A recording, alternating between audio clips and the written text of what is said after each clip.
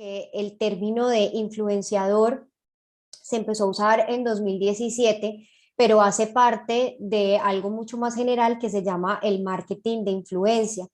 El marketing de influencia tiene distintas herramientas a su servicio y los influenciadores son una parte de eso.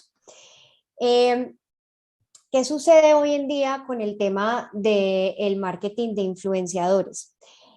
Como lo conocemos actualmente es la forma en la que una persona, de acuerdo a su comunidad y de acuerdo a su contenido, ejerce influencia en ellos. Digamos que todos en algún momento dentro de nuestro grupo de amigos, dentro de nuestras familias, tenemos algunos temas o algunas cosas en donde somos la tendencia o somos quienes ejercemos esa influencia. Muchas veces en los grupos familiares hay una persona que es un poco más líder, entonces casi todos tienden a seguirlo o cuando están tratando de tomar una decisión es quien ayuda a determinarlo y eso es lo que se conoce como influenciador.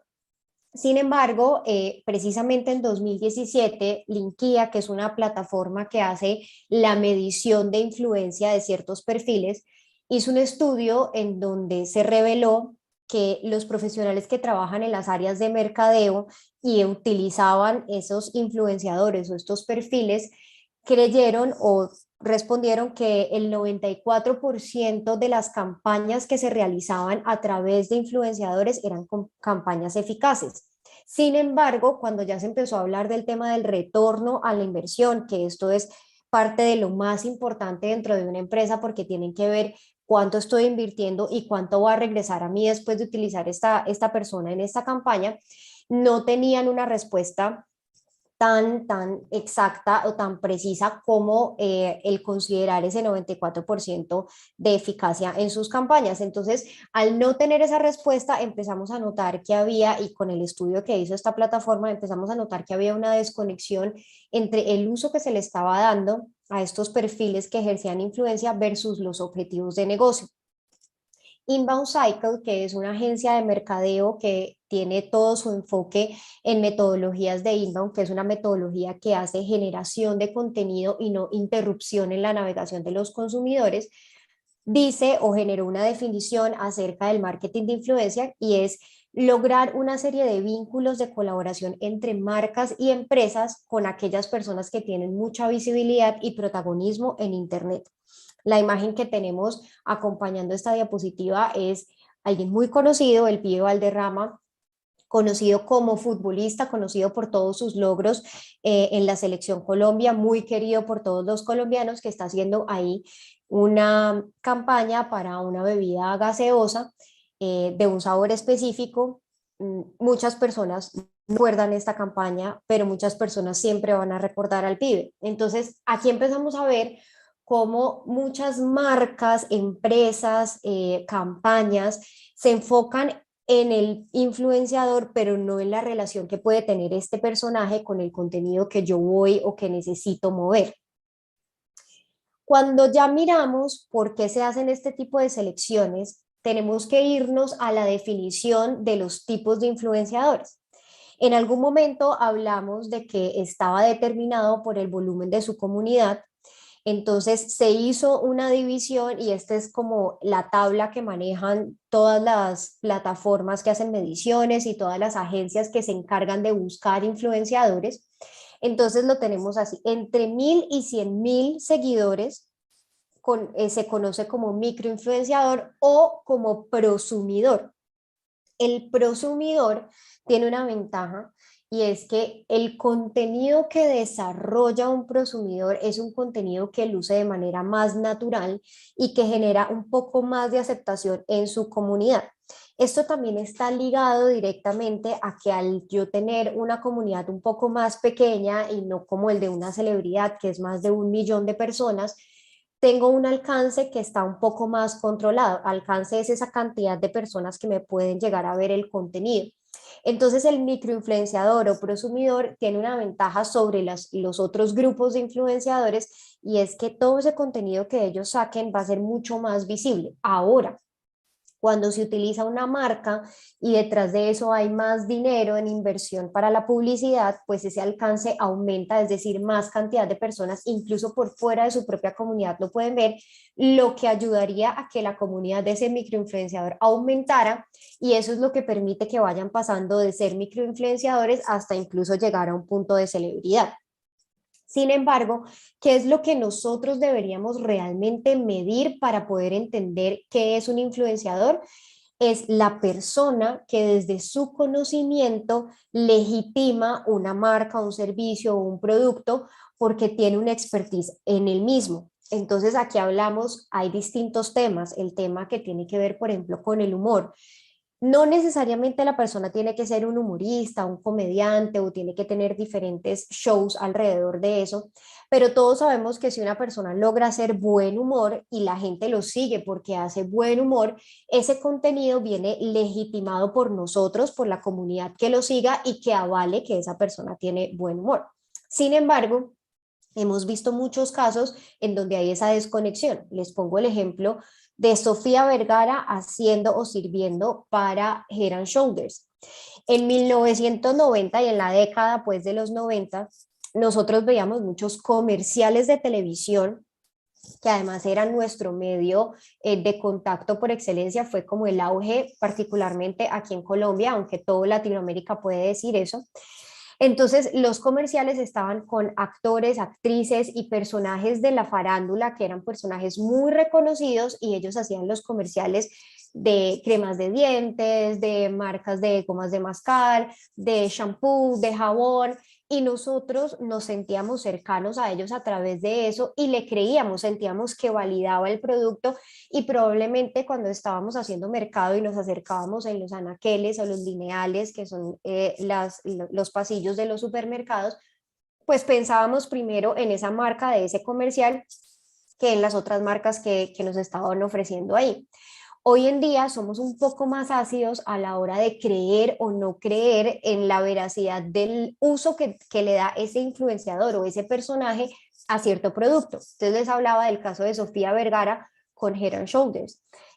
Un shampoo que trata o que tiene todo su enfoque en el tratamiento de la caspa, y un personaje, una actriz, una modelo, un referente que hoy en día ya es una celebridad en Estados Unidos, pero que siempre ha trabajado su personaje alrededor del hecho de ser colombiana, de ser barranquillera y de manejar ese acento.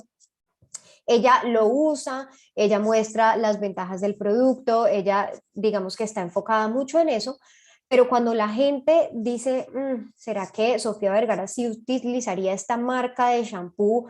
Primero que todo, Sofía Vergara sí tendrá caspa. Entonces, ahí ese tipo de preguntas que hoy en día sí nos empezamos a hacer son las que empiezan a darnos esa desconexión, y por eso es que en la medida en la que de microinfluenciadores pasamos a mid influencer, que ya es el influencer conocido, luego a macroinfluenciador porque tiene una comunidad de entre 500.000 y 1.000.000, y llegamos a celebridades, somos un poco más enfáticos en el cuestionamiento.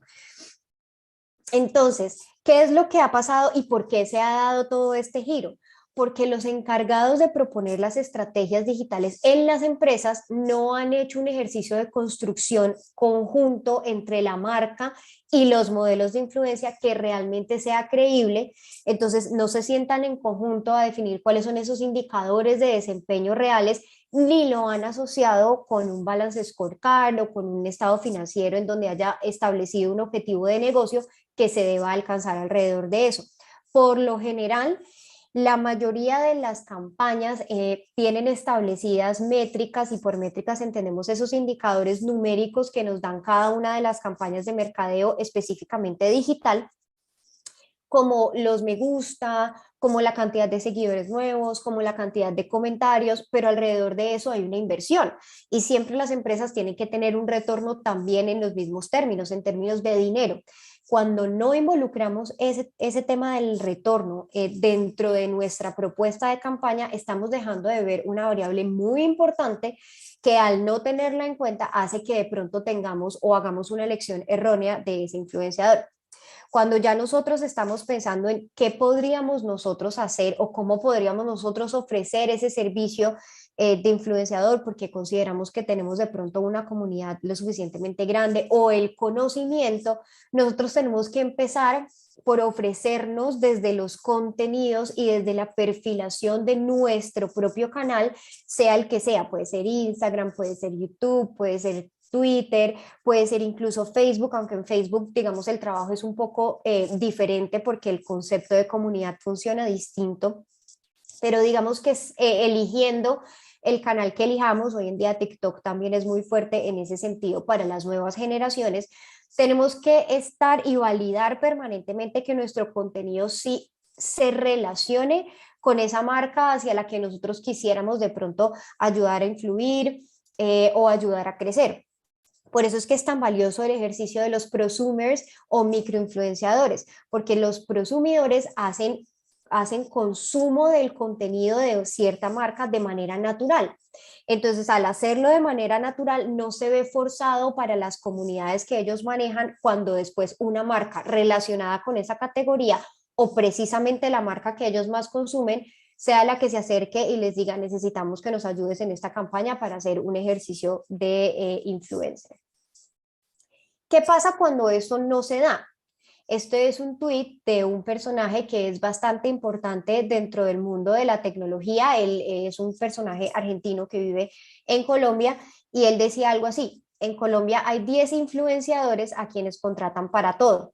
Los ves promocionando cerveza, teléfonos, bancos, empresas de servicios públicos, computadoras, gaseosas, chocolates, en fin, la feria del brasier y solo cucos. Tiene más credibilidad el fiscal Néstor Humberto. Bueno, independientemente de su ideología política, la idea central de este mensaje es que las marcas, al no hacer el ejercicio de perfilamiento, al no hacer este ejercicio de establecimiento de indicadores de desempeño, al no hacer un ejercicio consciente de la relación que puede tener su marca y su producto con la persona a la que van a utilizar para que sirva de influenciador, terminamos viendo una persona que hoy promociona cervezas, mañana chocolates y pasado mañana ropa para bebés. Entonces pierde toda credibilidad. Vamos a entrar a hablar un poquito de cuáles son estos tipos de influenciadores para que empecemos a generar una identidad de nosotros como marca personal, en qué punto podríamos estar. Los primeros son las celebridades. Las celebridades están en la punta de la pirámide social de los influenciadores y con la gráfica que tenemos al lado izquierdo, esta gráfica es tomada de Floop. Floop es un grupo que lidera, agencia y maneja influenciadores en Latinoamérica. Ellos lo tienen establecido con, si estoy buscando más alcance es decir, que más personas me vean, es decir, masificarme, utilizo celebridades. Obviamente eso tiene un componente y es que tengo que tener un poder adquisitivo fuerte y grande para poder pagar una celebridad. Y si lo que estoy buscando es más engagement, es decir, una mejor relación del producto con las audiencias, me bajo a buscar influenciadores del tipo microinfluenciadores, ellos lo llaman ciudadanos, pero son estos microinfluenciadores o prosumidores. En la mitad quedarían los profesionales, que son los que conocemos como mid influencers o macroinfluenciadores. De nuevo, ¿qué es importante aquí? Que cuando yo establezco todo mi flujo, y ahorita vamos a ver cuál es toda esta cadena que yo debo tener en cuenta como marca o como empresa, yo tengo que establecer objetivos y presupuesto. Al establecer objetivos y presupuesto, probablemente las celebridades ya no sean lo que yo pueda pagar o lo que me vaya a generar mejor retorno. Después de las celebridades tengo los influencers. Estos influencers vienen como en 4 tipos comúnmente conocidos y ellos son los que originaron todo el movimiento de marketing de influencia. ¿Por qué? Esto se origina a partir de las recomendaciones. La influencia viene de parte de que una persona haya probado un producto o un servicio o haya tenido una experiencia muy agradable con esto y empiece a hacer la recomendación. Su comunidad empieza, pues que ya lo leía, empieza a verlo, después empiezan a probar y se activa lo que en mercadeo se conoce como el voz a voz o word of mouth. Al activarse esto, se empieza a generar la legitimización que hablábamos inicialmente, que es cómo la gente valida que esa recomendación es acertada. Entonces, a partir de ahí nace todo este movimiento y ellos, los influenciadores, hay algunos que se han mantenido y se han querido mantener en esa escala como influenciadores, hay otros que han preferido seguir creciendo y ya se ven como celebridades, vamos a ver ejemplos de ellos.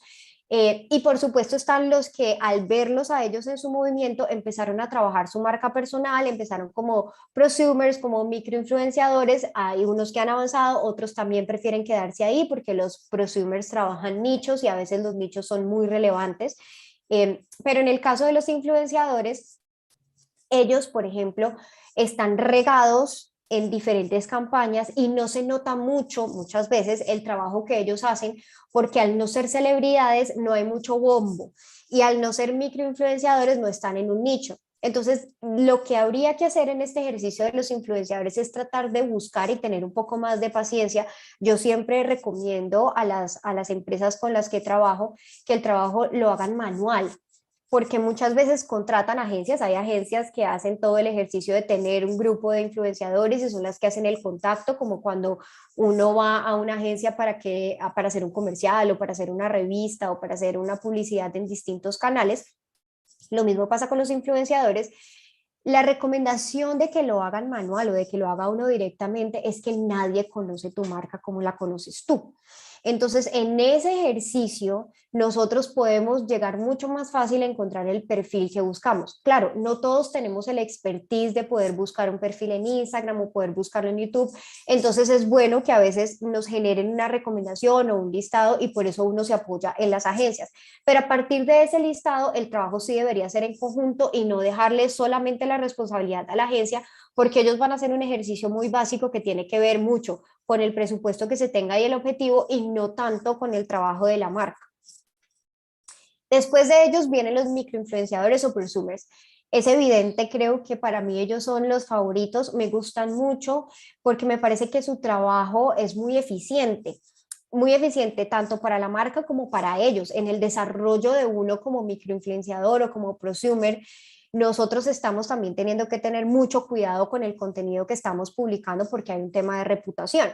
Entonces, la unión entre buenas marcas, entre buenos contenidos y las comunidades que los prosumidores puedan mover es fundamental en este trabajo. Los microinfluenciadores son personajes o perfiles que son muy agradecidos porque las preguntas que se generan son preguntas mucho más cercanas, mucho más reales, porque no se ve tan lejano el ejercicio de la marca y su contenido con relación a las comunidades, como es el caso de las celebridades. En las celebridades logran tanto alcance porque tantas personas lo ven que no se hace un ejercicio tan real de que una persona si se le genera una duda o una pregunta, se le pueda responder. Eso es responsabilidad de la marca que está utilizando el influenciador para la campaña. Pero en el caso puntual de los microinfluenciadores, el mismo microinfluenciador puede generar esa respuesta. Entonces aquí es muy importante que el ejercicio, si ustedes están interesados en comenzar un trabajo de marca personal, de marca propia, y generarse o convertirse en influenciador, comencemos por ser un prosumidor, un microinfluenciador. No tratemos de comenzar por complacer marcas que de pronto están lejos de nosotros o lejos de lo que realmente nos gusta, sino precisamente todo lo contrario. Por ese lugar en donde tenemos expertise, ya sea un expertise académico, porque fue lo que estudiamos, entonces hoy en día es nuestra profesión, porque es nuestro oficio, porque es un gusto adquirido, porque no, hemos leído mucho acerca de eso, algo en donde digamos que las audiencias no puedan corcharnos. ¿Por qué es importante eso? Porque el microinfluenciador genera o crea esos contenidos y puede hacer el ejercicio de contrastar las opiniones alrededor de un tema. Entonces, un ejemplo chiquitico aquí.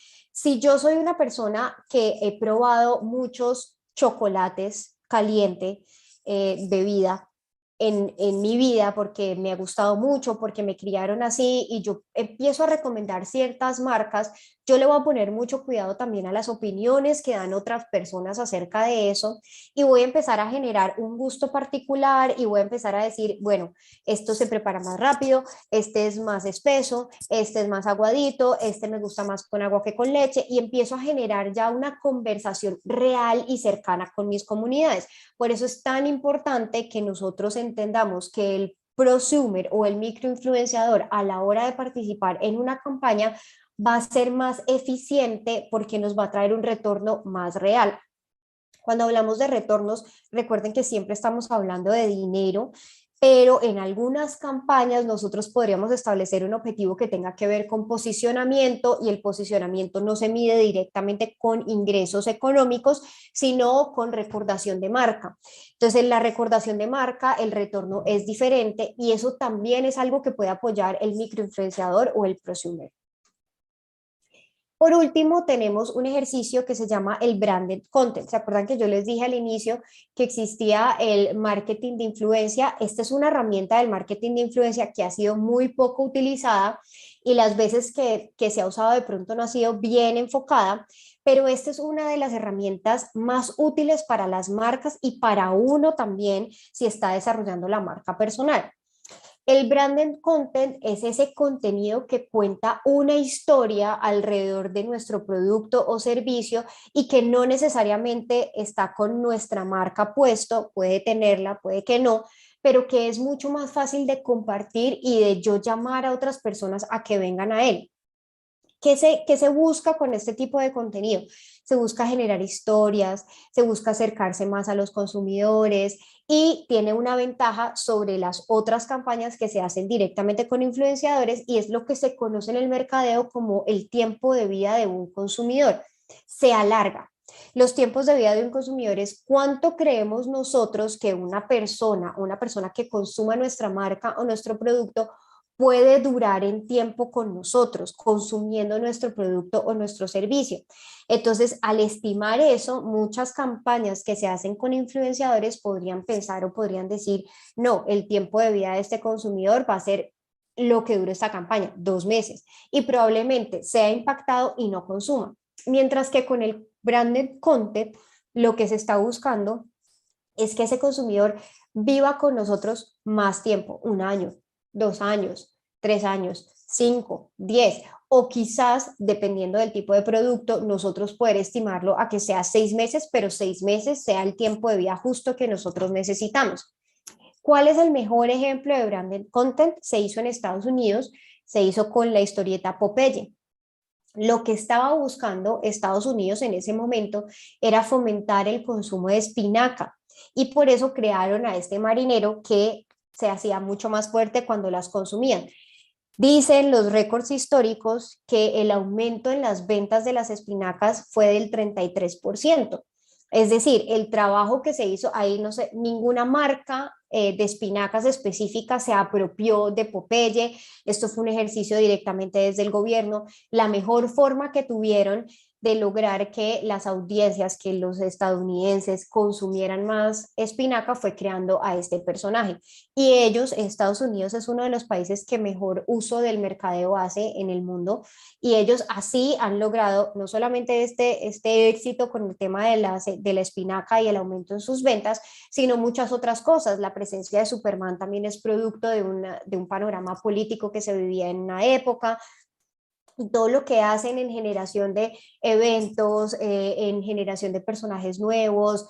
El caso también de Tokio. Tokio maneja una comunidad muy grande enfocada en Hello Kitty. Hello Kitty, la gatica, que es una muñequita que hace parte de la casa Sanrio, es una tiene fans, pero fans genuinas, mujeres y hombres que son devotos de esa gata y en Tokio se hace encuentro de personas, de amantes de Hello Kitty y la marca no tiene que hacer absolutamente nada, lo único que hace es patrocinar viajes de esas personas que hacen parte de estos grupos de fans de Hello Kitty, estamos hablando de un peluche, estamos hablando de un muñeco, sí, se hacen muchos productos, se hace merchandising, así se le conoce a eso, se hacen tostadoras de pan de Hello Kitty, se hacen toallas de Hello Kitty, se hacen labiales de Hello Kitty, carteras, camisetas, de todo.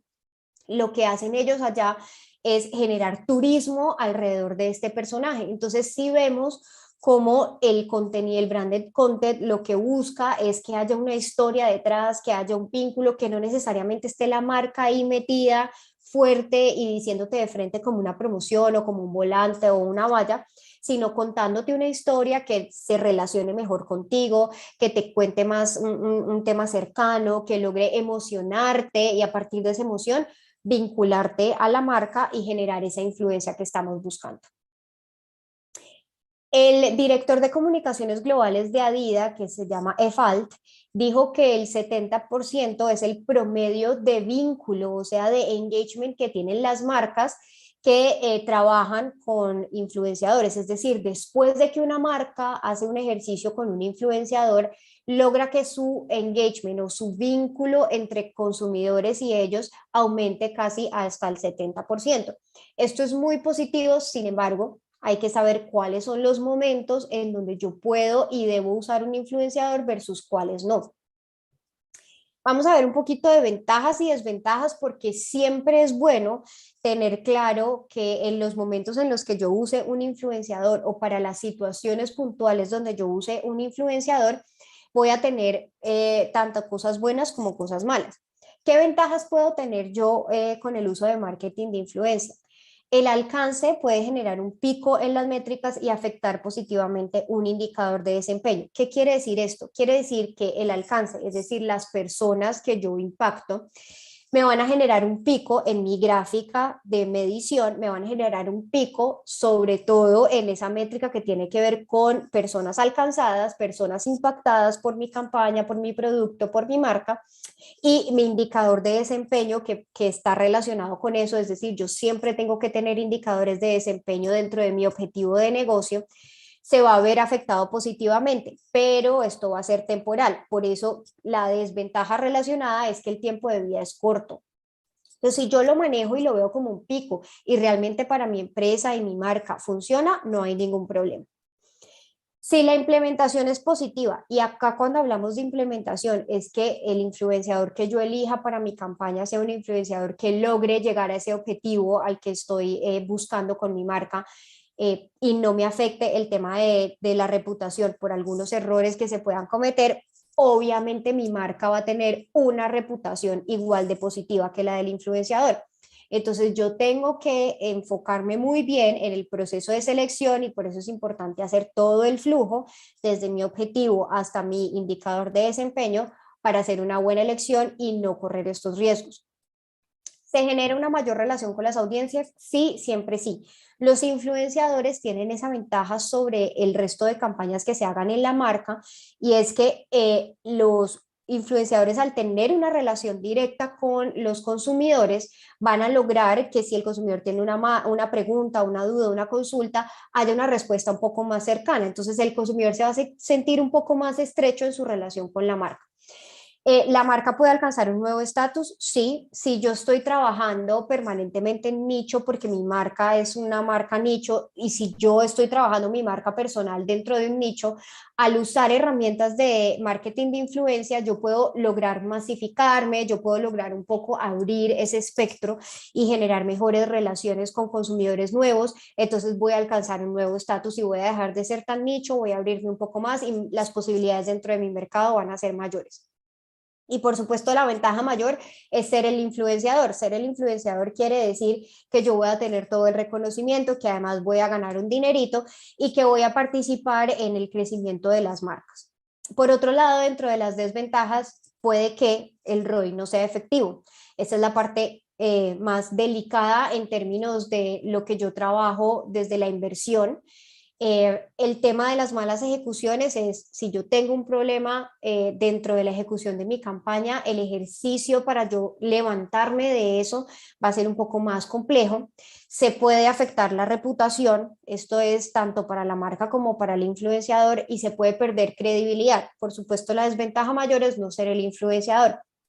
Aquí me voy a detener un poco y es tener mucho cuidado. Acá en Colombia particularmente hemos tenido casos de influenciadores que han hecho cosas que son muy cuestionables, cosas realmente malas que han afectado no solamente su reputación, sino la credibilidad en el concepto del influenciador. Les pongo un caso que vivimos hace poco que fue bastante triste y fue el grupo de influenciadores que en Cartagena ofreció a habitantes de la calle paletas, pero hechas con jabón.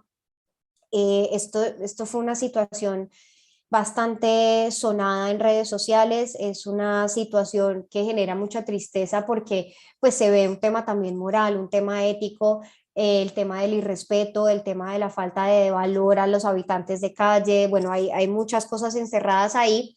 Por supuesto que la policía aplicó código civil en estos personajes, varios de ellos se entregaron, bueno, hubo multas y todo el tema, pero a partir de ese momento ninguna marca quería estar vinculada con un influenciador que tuviera las agallas de hacer algo tan feo. Entonces ahí, de eso, el influenciador no regresó. Se afectó completamente su tema de reputación. Entonces, no hay credibilidad, definitivamente la campaña o su trabajo como influenciador terminó. Lo mismo pasa con lo que está sucediendo ahora con este influenciador que ha mostrado en varios videos violencia contra su esposa y contra su hija, ya el ICBF hizo intervención, o sea, hay muchas cosas que yo tengo que aprender a separar en este trabajo de ser influenciador. Yo sigo siendo un humano, yo sigo teniendo una vida, el trabajo de influenciador por eso tiene que estar muy bien encarrilado en ciertas cosas y por eso las celebridades son muy pocas, porque las celebridades hacen parte ya de un círculo muy exclusivo. Hay una recomendación que les voy a hacer y esto es la forma en que las marcas buscan los influenciadores. Esto tiene que ver con esas buenas prácticas de influencia, de campañas de influencia. Y lo primero es el establecimiento del objetivo. Ese objetivo tiene que estar pegado a los objetivos de mercadeo que vienen de una estrategia general de negocio. Lo más importante es que yo siempre haga una estrategia o haga una campaña con influenciadores en donde el usuario tenga que hacer algo. Aquí hablamos de que el influenciador es más o menos como si fuera un botón de compra en una página web. ¿Por qué es importante eso? Yo sé que hay muchas campañas que se hacen solamente por un tema de posicionamiento, pero en la medida en la que yo voy buscando más enfoque hacia la conversión, es decir, hacia la venta o hacia una acción específica, mi retorno es mucho más fácil de medir. Después tengo el tema del tono. ¿Qué es el tono? La forma en que están publicados los contenidos, cómo se expresa el lenguaje, qué tipo de formatos utiliza esta persona. Piénsenlo ustedes también de cara a la formación de una marca propia. Cuando yo hago este ejercicio, yo tengo que establecer que mi marca como marca, como producto, como servicio, ya tiene un tono y le habla a una audiencia específica. Yo tengo que buscar un influenciador que haga clic con ese tono para yo no tener que afectar la manera en que ese influenciador genera el contenido, porque nosotros, como estamos buscando, es que esa comunidad que él lidera se venga a consumir nuestro producto o nuestros servicios, nosotros no podemos alterarlo. Se nota mucho cuando una marca hace mucho énfasis en el tono sobre un influenciador que no habla de igual manera. Entonces ahí es donde la gente dice, ah, esto es pura publicidad. Y de hecho, esa es una de las razones por las que se solicitó a los influenciadores poner dentro de sus publicaciones que son publicidad, eso, que pongan una etiqueta que diga que es publicidad para que la gente ya sepa, porque ya esto es un tema también de reputación, es un tema de código, es un tema que va mucho más allá. Entonces, al solicitarle esto, pues ya la gente sabe que está viendo un tema de publicidad, pero si no se altera mucho el tono, la gente lo recibe con tranquilidad, versus así se hace diferente. El tema de la perfilación es cuando yo esté eligiendo este influenciador, yo tengo que los temas de conversación sean naturales a mi marca. Es decir, yo no debería poner a un influenciador que habla mayoritariamente de comida o de viajes a que hable de un momento a otro de finanzas, porque no va a tener mucho sentido, porque se va a ver forzado. Los hashtags que usa, esto es específicamente en el caso de YouTube y en el caso de Twitter, de Instagram. En estas dos plataformas, el movimiento que se hace con los hashtags es buscar conversaciones adicionales. Entonces yo tengo que fijarme mucho en esos numerales que él usa hashtags, es la palabra que va después del numeral. Y esos hashtags deberían alimentar mucho mi marca, mi producto, mi servicio. Audiencia con mayor engagement, personas que tengan un mejor vínculo con los contenidos de ese influenciador o influenciadores que tengan unas comunidades mucho más vinculadas o mejor vinculadas con su contenido. Es decir, Yo ya sé que si yo voy a contratar una celebridad porque tengo el poder adquisitivo para hacerlo, yo estoy buscando alcance, estoy buscando que muchas personas me vean, no estoy buscando tanto que haya una relación de esos consumidores con el contenido. Fijarme en las colaboraciones pasadas, que con qué otras marcas han ayudado, qué otras marcas han apoyado, para que no haya un cruce de pronto con competencia, con referentes que vayan a dañar nuestra reputación. Y mirar específicamente los canales. Aquí es elegir si va a ser Twitter, si va a ser YouTube, si va a ser Instagram, cuál voy a elegir y por qué.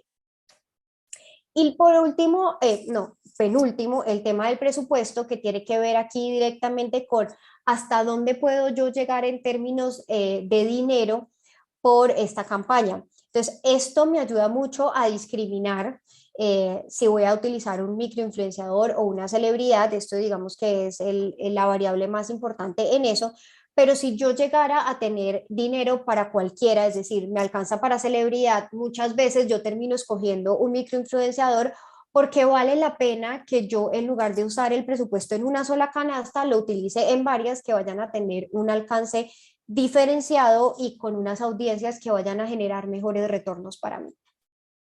Y ahora sí, por último, el tema de los indicadores de desempeño. Aquí es utilizar todos los conocimientos de planeación que uno tiene para que vayamos en dirección a nuestro objetivo y que midamos el desempeño de las campañas que nosotros vayamos a hacer con relación a esos objetivos que nosotros vamos alcanzando. Aquí tiene que haber desempeños tanto económicos como de planeación, como de contenido, como de formatos, cosas que nosotros podamos mirar y ajustar de cara a futuras campañas. Esto se ve, así se ve la fórmula completa. Yo les hice un ejemplo, es decir, si yo tengo como objetivo aumentar la participación de audiencias jóvenes en los talleres virtuales, el tono que yo debo usar es de adulto joven académico, cercano, enérgico y con tendencias. El proceso de perfilación, entonces los hashtags pueden ser webinar, educación, talleres, los canales Instagram y YouTube, buscar que tenga interacción con audiencias jóvenes profesionales y que no haya invitado a otro tipo de capacitaciones. Digamos que un presupuesto que yo puedo tener son 10 millones de pesos y mis indicadores de desempeño es la cantidad de inscritos en los talleres, el aumento en mi base de datos de audiencia jóvenes, de profesionales y el tráfico que yo pueda tener al sitio. ¿Qué ejemplos les tengo para eso? En el caso, en el área de contaduría, tengo a Diana Correa. Ella, por ejemplo, es una microinfluenciadora, ella es prosumer, porque ella es de profesión contadora pública, ella tiene 63.600 suscriptores en YouTube y 11.900 seguidores en Instagram. Ella se reconoce a sí misma como creadora digital, que es diferente a ser influenciadora, es decir, ella quiere contar historias alrededor de su contenido y en el canal de YouTube hace muy bueno el ejercicio porque ella tiene además listas de reproducción creada, entonces esta lista que tenemos aquí es el consejo para ser un contador exitoso y ella sube diferentes contenidos ahí.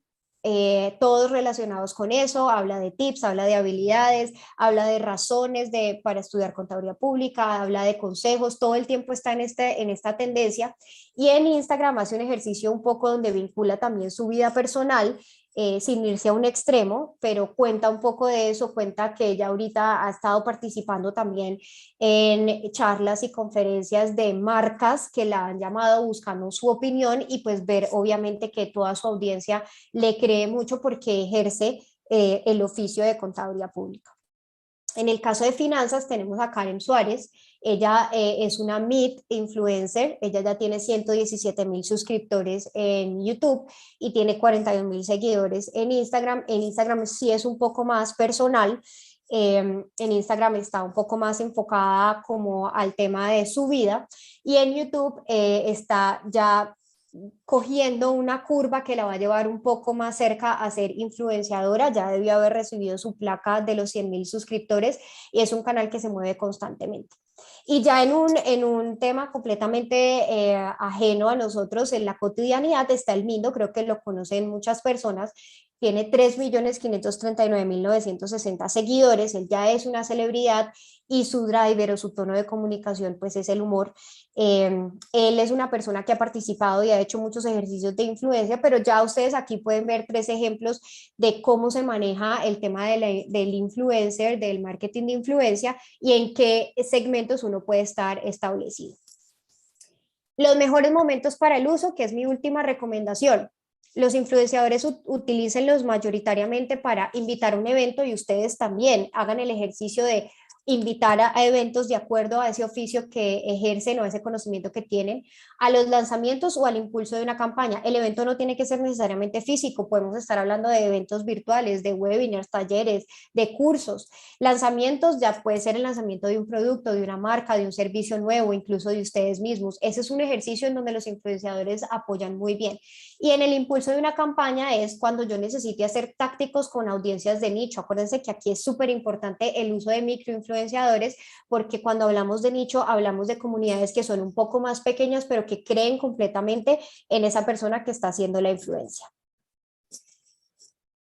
Y ya con eso los dejo. Doctora Leslie, pues muchísimas gracias. Algunas inquietudes que tenemos por acá al respecto. ¿De qué forma se presenta la evolución por parte de un influenciador? Bueno, a través del contenido.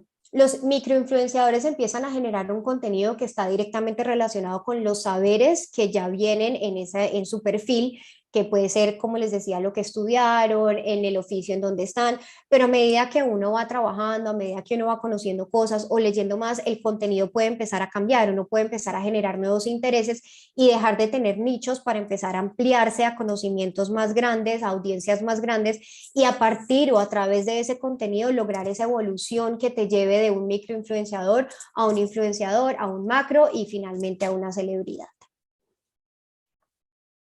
Bueno, otra inquietud que nos formulan por acá es ¿qué pasa cuando una marca deja de trabajar con un influenciador? ¿La audiencia es posible que se pierda? Muy buena pregunta, Carlos. Esta es una de las razones por las que es muy importante no utilizar un influenciador para que sea el encargado de manejar los trabajos de marca directamente. Porque sí, lo más probable es que el influenciador se vaya con todo y la audiencia. Cuando nosotros trabajamos con el influenciador enfocado en que nuestra marca es quien genera el contenido y quien tiene, digamos, entre comillas, el poder, el influenciador va a ser un impulso. Entonces, en ese momento yo voy a conservar las audiencias o las audiencias ya van a ser mías. El influenciador lo que hizo fue traerme a esas personas y digamos que fue un trabajo colaborativo, pero no voy a correr el riesgo de que se vaya y se las lleve. Cuando nosotros utilizamos el influenciador ya como un embajador o como que él habla en función de la marca, lo más probable es que una vez que ya mi marca deje de trabajar con él, la audiencia que vino con él se vaya con él. Entonces ahí hay un riesgo bien importante que nosotros tenemos que ver cómo no caer en él, cómo manejarlo para que igual podamos hacer campañas con influenciadores sin arriesgar nuestra comunidad. Eh, en cuanto a lo que tiene que ver en el desarrollo del contenido, ¿qué es lo que más debe tener cuidado? ¿Qué debe cuidar el influenciador? La credibilidad y la reputación.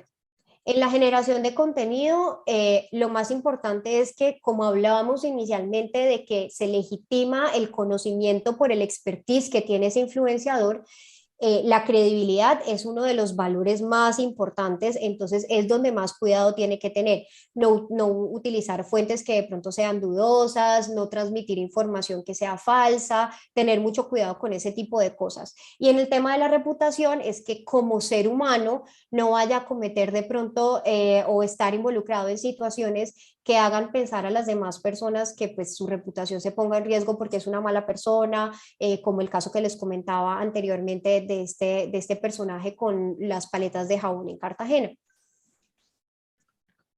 Yo tengo una inquietud, doctora Leslie, Claro que sí. y ya es en la práctica. Estoy hablándole de Actualícese. Y entonces le hago la siguiente pregunta. Una empresa como Actualícese, con alto volumen de contenidos, ¿cómo puede conseguir influenciador o los necesita o no se requiere o qué puede hacerse con respecto a eso? Esta es una consulta que no causa honorarios, pero podría responderla. Claro que sí. Realmente Actualícese como marca, si la pensamos como marca, no necesitaría el ejercicio de influenciadores porque su generación de contenidos es lo suficientemente fuerte para buscar o generar esa relación con las audiencias. Sin embargo, si se estuviera haciendo, se estuviera estableciendo un objetivo en relación a un nicho específico, es decir, voy a sacar un webinar para hablarle exclusivamente a los abogados. Entonces yo podría buscar la ayuda de un influenciador que tenga comunidad de abogados, que tenga credibilidad alta dentro de los abogados para que me genere ese tráfico al taller que yo voy a dictar. Otro ejemplo es, si yo quiero hacer penetración en nuevas audiencias, porque obviamente yo veo que el mundo va cambiando y que como se le habla a las personas de 40 años, no se le habla a los de 20 y tienen intereses diferentes, entonces de pronto yo a través de mis contenidos pueda que no pueda hacerlo de la misma manera porque yo tengo que mantener un equilibrio para todas mis audiencias. Entonces yo puedo acudir a un influenciador que tenga un tono más cercano con estas audiencias de 20 años para que las traiga hacia mi marca.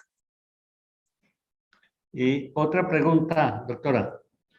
¿Es importante para ser influenciador el que tenga un volumen de seguidores en las redes?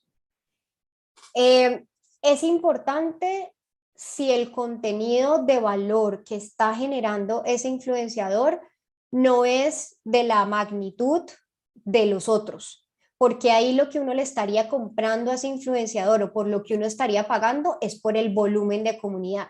Si el volumen es pequeño, si estamos hablando de un personaje de 1000 seguidores, pero el contenido que genera ese personaje es de valor, alto valor, y la relación que tiene con su comunidad es que prácticamente de sus 1000 seguidores, 1000 le comentan o 1000 están en contacto con él, no importa que tenga 1000, es un personaje que genera influencia y que es una influencia importante. Entonces ahí deja de tener relevancia el número o el volumen de comunidad para tener relevancia el contenido. Doctora Leslie, ¿a qué denomina usted marca nicho? Oí la expresión, entonces quisiera saber.